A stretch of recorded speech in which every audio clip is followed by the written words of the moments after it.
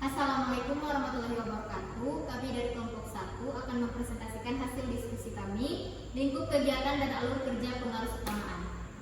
Pengaruh utamaan gender. Pengaruh utamaan gender atau PUG adalah suatu strategi untuk mencapai keadilan dan kesetaraan gender atau KKG melalui mencermati permasalahan gender dan pengaruh utamaan gender atau PUG.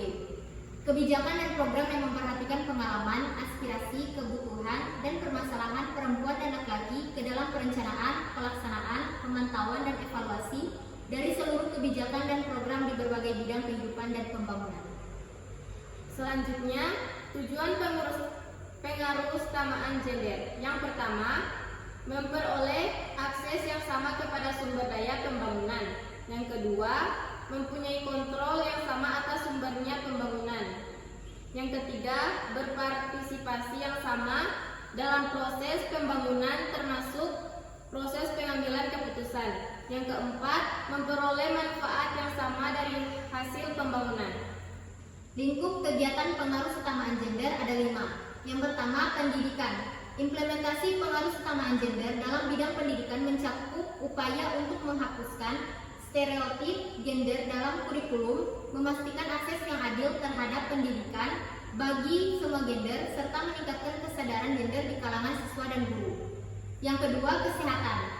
Dalam sektor kesehatan, pengaruh utamaan gender melibatkan penyediaan layanan kesehatan yang sensitif gender, peningkatan akses terhadap layanan kesehatan reproduksi bagi perempuan, pencegahan dan penanggulangan kekerasan berbagai gender, serta penghapusan diskriminasi gender dalam sistem kesehatan.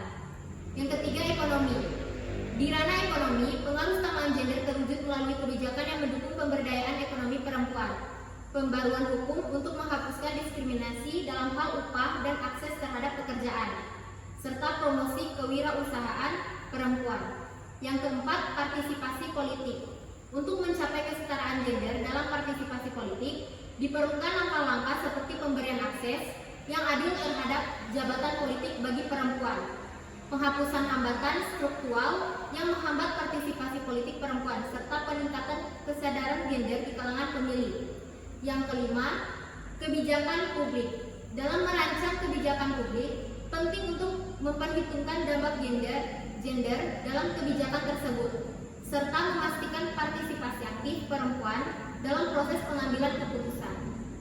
Selanjutnya, alur kerja pengaruh utamaan gender. Yang pertama, analisis gender.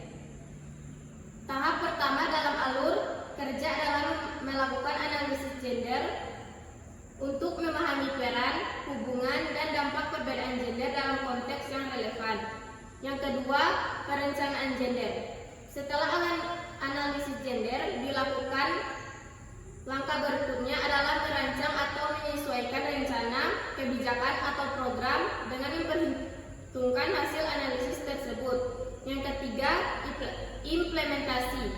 Tahap berikutnya adalah melaksanakan rencana atau kegiatan dalam memperhatikan aspek kesetaraan gender. Yang keempat, monitoring dan evaluasi gender. Selama dan setelah implementasi, penting untuk terus memantau dan mengevaluasi dampak kesetaraan gender dari kegiatan atau kebijakan. Yang terakhir, pengembangan dan penyebaran pembelajaran. Langkah terakhir adalah menggunakan pembelajaran dari proses analisis, perencanaan, implementasi, dan evaluasi untuk meningkatkan praktik-praktik yang mendukung pengaruh utamaan gender.